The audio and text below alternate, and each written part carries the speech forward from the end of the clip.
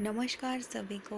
आज हम 9वीं कक्षा में हिंदी विषय के बारे में बात करेंगे।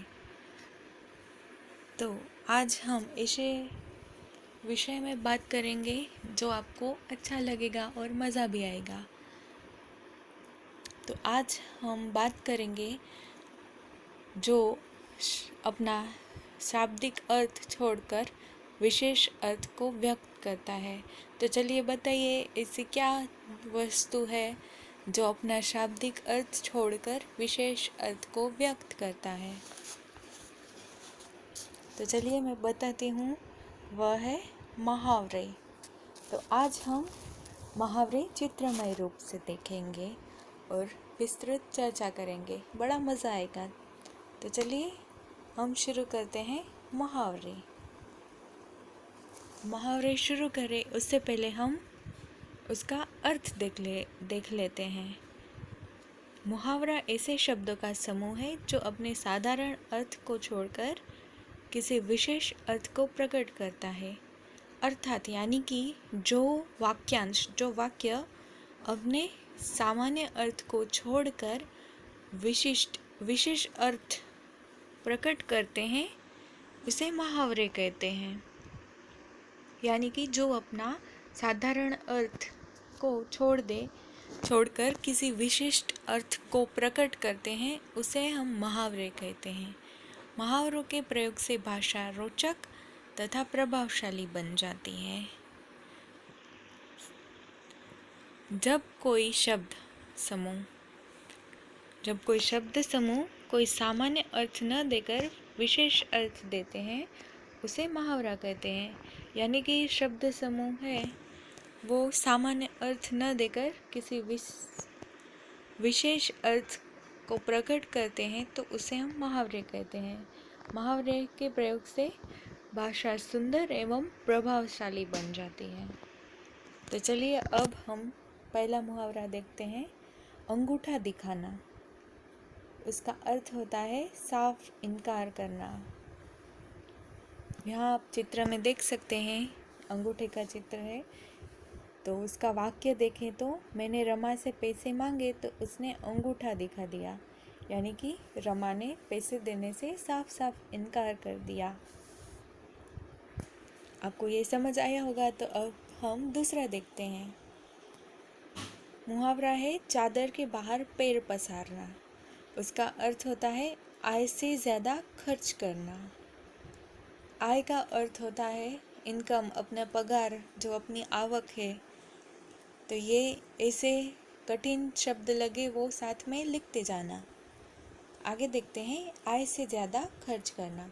उसका वाक्य है चादर से बाहर पैर पसारने वाले अक्सर लोग दुखी ही रहते हैं।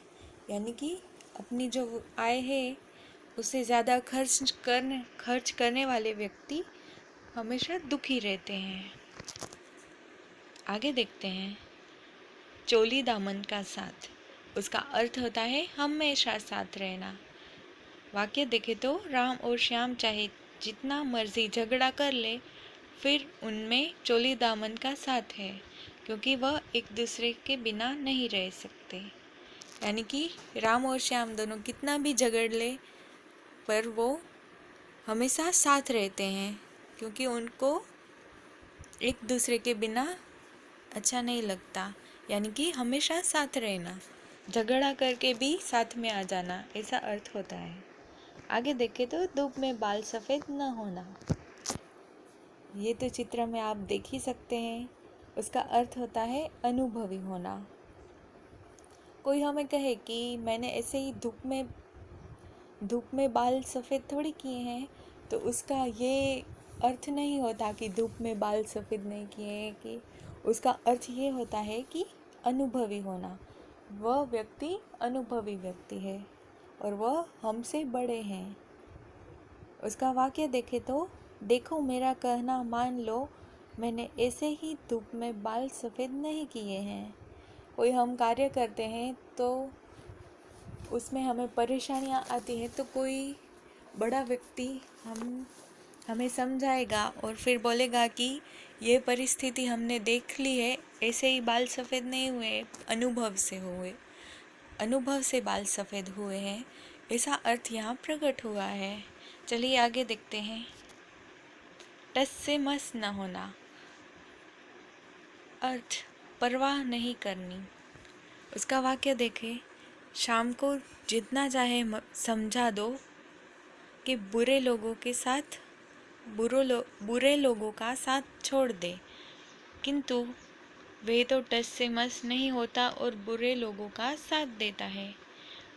यहाँ अर्थ होता है, इसका मतलब होता है कि कोई हमें मना करे या कोई बात समझाए तो हम टस से मस नहीं हुए, यानी कि अपनी बात पे अड़े रहें, किसी दूसरे की बात ना माने, ऐसा अर्थ होता है। आगे देखें तो हक्का बक्का रहना, यानी कि चौंक जाना। अपने शत्रु को अपने घर आया देख मान हक्का बक्का रह गया, यानी कि हमने सोचा न हो और वैसा हमारे सामने हो जाए तो हम कैसे चौंक जाते हैं। उसका मुहावरे में ऐसा कहा जाता है कि हक्का बक्का रहना। उसका अर्थ होता है चौंक जाना। आपको आ गया होगा ये समझ, तो चलिए आगे बढ़ते हैं। अब मुहावरा है आंखें खुलना। उसका अर्थ होता है अकल आना। वाक्य देखे तो राम को समझाने से कोई फ़ायदा नहीं, जब उसे ठोकर लगेगी तो उसकी आंखें खुल जाएगी। यानी कि कई बार समझाने के बाद भी वह न माने तो हम ऐसा सोचते हैं कि वो चाहे भले करे, जब उसको ठोकर लगेगी या परेशानी आएगी तब उसकी आँख खुलेगी और हमारी बात समझ आएगी। तो इसका अर्थ यही होता है कि आँख खुलना तो अक्ल आना या बात समझ जाना। अक्ल मारी जाना, उसका अर्थ होता है घबरा जाना।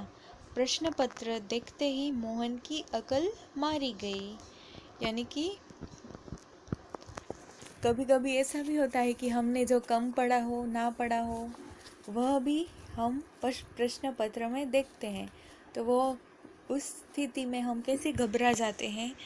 तब हमारी अकल है जो काम करना बंद कर देती है, तो उसका अर्थ होता है घबरा जाना। यह चित्र में आप देख सकते हैं कि हमारी अकल काम नहीं करती है और हम घबरा जाते हैं। आगे देखें तो मुहावरों की मधुमक्खी। पहला मुहावरा देखते हैं, आग बबूला होना। उसका अर्थ होता है बहुत गुस्से में होना। दूसरा देखें, चकमा देना। उसका अर्थ होता है धोखा देना। तीसरा, छक्के छुड़ाना। उसका अर्थ होता है बुरी तरह से हराना। आगे है कान भरना। उसका अर्थ देखें तो चुगली करना। कलेजा ठंडा होना, उसका अर्थ होता है चैन आना। आगे देखें, कान पर जू न रेंगना। उसका अर्थ देखें तो कोई असर न पड़ना। उल्लू बनाना, उसका अर्थ देखें तो मूर्ख बनाना। आगे देखें, टांग अड़ाना। उसका अर्थ होता है दखल अंदाजी करना। ढोल पीटना, उसका अर्थ होता है प्रचार करना। आगे देखें, पानी पानी होना। उसका अर्थ होता है शर्मिंदा होना। आंखों से ओझल होना, उसका अर्थ होता है दूर चले जाना, यानी कि आंखों से दूर चले जाना। ईद का चांद होना, उसका अर्थ होता है बहुत दिनों बाद दिखाई देना। घी के दिए जलाना, उसका अर्थ होता है खुशियां मनाना।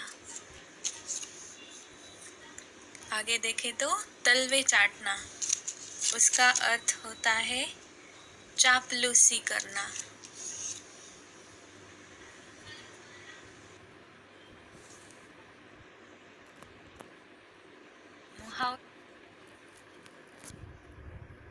आशा है कि आप सबको वो मुहावरे की मधुमक्खी की मदद से या चार्ट की मदद से समझना थोड़ा आसान लगा होगा, और ये बहुत इजी भी है, तो इसके वाक्य आप खुद बना सकते हैं और ज़्यादा समझ सकते हैं। तो आगे देखते हैं, थाली का बैंगन होना। यानी यह चित्र में आप देख सकते हैं, और उसका अर्थ होता है सिद्धांत विहीन होना। तो अब तो इसको आसानी से आप वाक्य में प्रयोग कर सकते हैं। आगे देखते हैं, 9-2-11 होना। यानी यह चित्र में देख सकते हैं आप, और उसका अर्थ होता है भाग जाना। कोई व्यक्ति कहता है कहीं से भाग जाना, ऐसा अर्थ होता है। आगे देखें तो बगुला भगत होना, यानी कि कपट करना।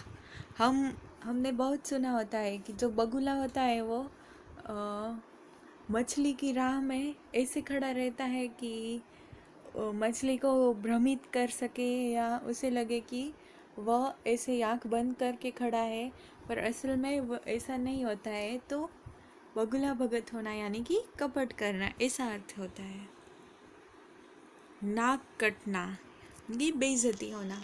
किसी के सामने हमारी बेइज्जती होती है तो हम कैसे कहते हैं कि उसके सामने मेरी नाक कट गई, या उसने मेरी नाक कटवा दी, ऐसा हम बोलते हैं। तब उसका अर्थ होता है कि वहाँ पर बेइज्जती हुई है। आगे देखें तो लाल पीला होना। तो ऐसा तो नहीं हो जाता ना कि हमारा जो चेहरा है वह उसका रंग बदल कर लाल पीला हो जाता है। नहीं, ऐसा नहीं होता। उसका अर्थ होता है क्रोधित होना।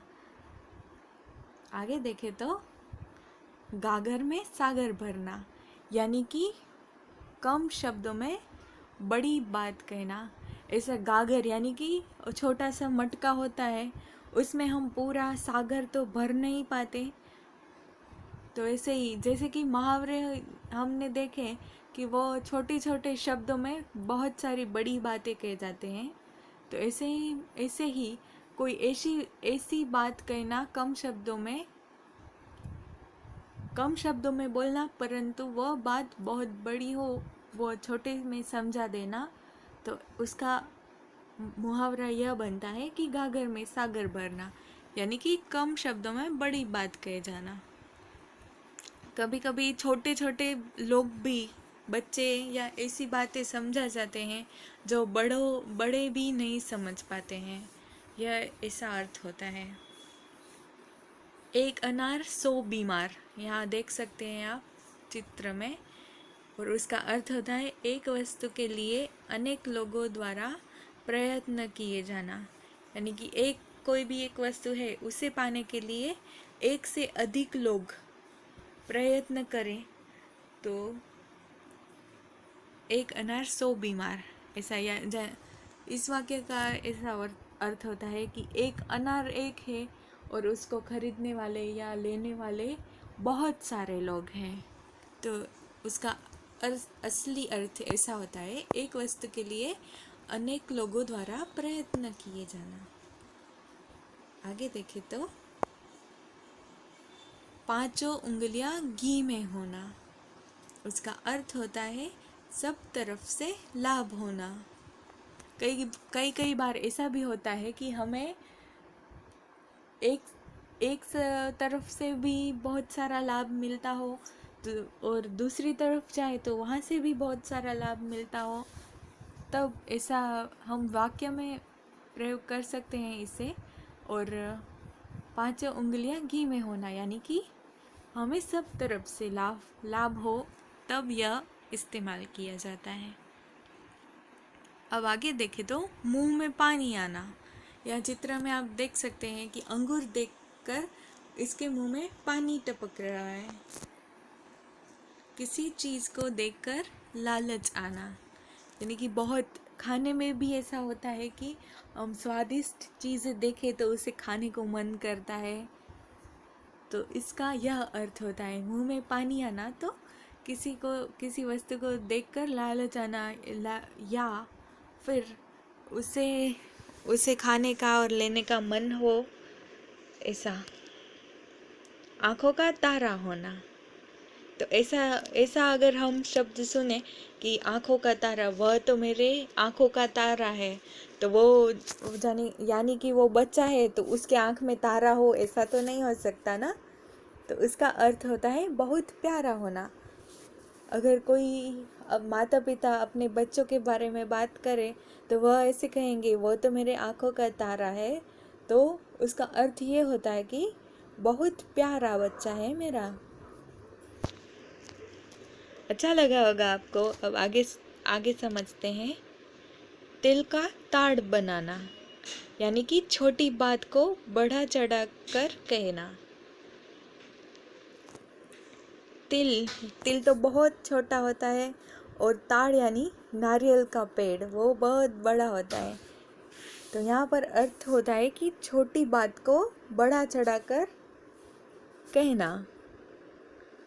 जो कोई छोटी बात हो तो उसको हो एक से ज़्यादा व्यक्ति को कहे, या फिर उसमें कुछ ना हुआ हो ऐसी भी बात ऐड करके हम बताएं तो तब ऐसा होता है। तो छोटी बात को बढ़ा चढ़ा कर कहना। आगे देखें तो पाँव में बेड़ी पड़ना, यानी कि बंधन में बंध जाना। यहाँ चित्र में आप देख सकते हैं कि पाँव में बेड़ी पड़ना, यानी कि पाँव में बेड़ी पड़े। तो ऐसा तो नहीं हो सकता कि हमारे पाँव में कोई बेड़ियाँ पहना दे, पर उसका अर्थ ये होता है वास्तव में कि बंधन में बंध जाना। चिराग तले अंधेरा, यानी चिराग यानी प्रकाश हो, उसके तले हम दिया जलाते हैं तो उसके नीचे क्या होता है? अंधेरा होता है।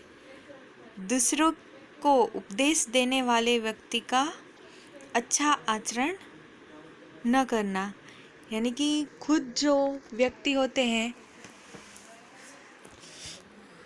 यह अर्थ होता है कि जो लोग दूसरों को उपदेश देते हैं या कुछ सिखाते हैं और वही वस्तु में उसका खुद का आचरण अच्छा न होना। यहाँ देख सकते हैं कि दिया है वो जलता है और दूसरों को प्रकाश देता है, परंतु वास्तव में उसके तले यानी निचले हिस्से में अंधेरा छाया रहता है। वैसे ही हमने बहुत सारी कहानियाँ भी सुनी होती है कि ज़्यादा मीठा खाने से सेहत पर खराब प्रभाव पड़ता है। तो कोई अगर ऐसा उपदेश दे और वह खुद ही बहुत सारा मीठा खाए तो उसका आचरण अच्छा नहीं माना जाता है। तो इसी तरीके से यह होता है कि दूसरों को जो उपदेश देते हैं वह खुद भी उसका पालन करते हो, तभी वह असरकारक तरीके से समझा सकते हैं। तो आगे देखते हैं। ऊँट के मुंह में जीरा, यानी अधिक आवश्यकता में कम वस्तु मिलना। ऊँट को हम जीरा खिलाए तो उसका पेट भरेगा? नहीं भरेगा। तो इसको अच्छी तरीके से हम समझें तो अधिक आवश्यकता हो तब कम वस्तु मिले, तब ऐसा मुहावरा हम सुनते हैं। आगे देखें तो जिसकी लाठी उसकी भैंस, यानी कि शक्तिशाली की विजय होती है। जिसके पास लाठी होती है उसके पास ही भैंस, जिसकी लाठी होती है वह उसकी भैंस होती है, यानी कि जो शक्तिशाली होते हैं वही विजय प्राप्त करते हैं और जो कमज़ोर लोग होते हैं उनकी हार होती है। आशा करते हैं कि आपको ये समझ आया होगा और आप इसके वाक्य भी खुद बना सकते हैं, इतना इजी ही है। तो आशा करती हूँ कि आप बना लेंगे। Thank you.